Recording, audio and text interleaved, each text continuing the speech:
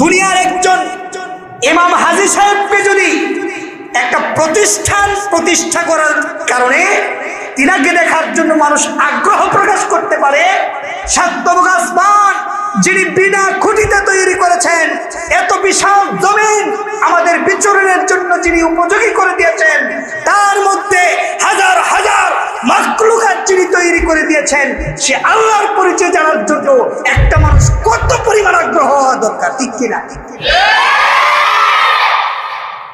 কি পরিমাণ আগ্রহ দরকার! অত্যন্ত দুর্ভাগ্য, অত্যন্ত কষ্টদায়ক বিষয় হচ্ছে এই যে আমরা দুনিয়াতে আসার পর যে আল্লাহ আপনাকে আমাকে এত এত নিয়ামত দিয়ে আপনাকে আমাকে লালন পালন করছেন, প্রতি মুহূর্তেই বিনা অর্থে, বিনা টাকায়, বিনা শ্রমে।